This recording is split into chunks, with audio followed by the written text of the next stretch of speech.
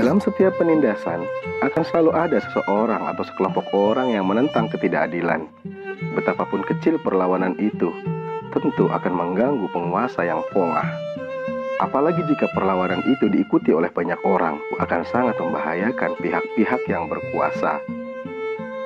Dalam catatan sejarah, bangsa Indonesia bukanlah bangsa yang diam begitu saja melihat praktek kolonialisme dan imperialisme.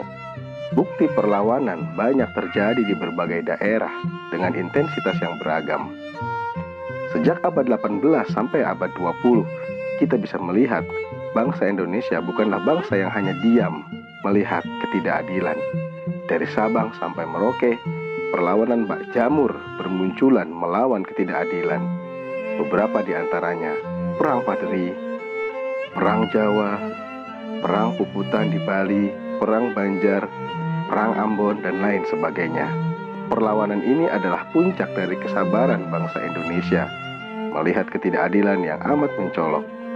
Nurani terkoyak mendorong untuk melakukan perlawanan kepada siapa saja yang bertindak sewenang-wenang. Semua perlawanan itu adalah bukti bahwa bangsa kita bukanlah bangsa yang hanya diam melihat praktik penjajahan.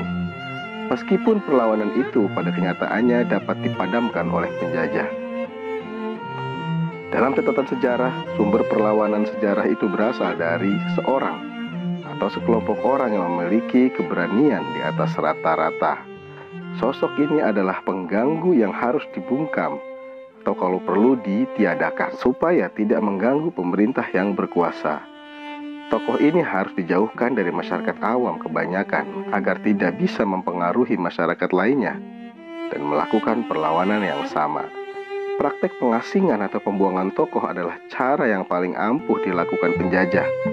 Primordialisme yang kuat ditambah jangkauan wilayah yang jauh sangat efektif meredakan perlawanan para pemberontak.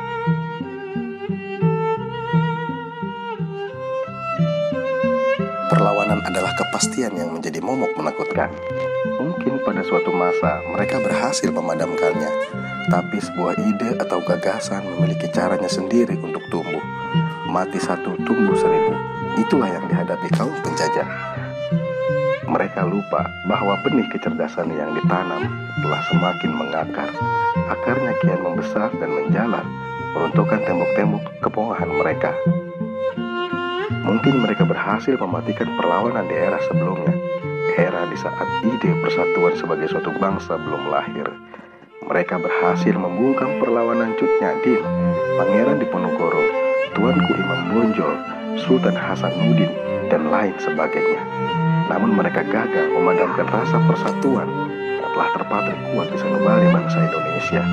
Mereka tak mampu memadamkan perlawanan era baru yang dilakukan oleh kaum-kaum cerdik pandai. Secara fisik, mereka membuang tokoh-tokoh pergerakan dari tempat satu ke tempat yang lainnya.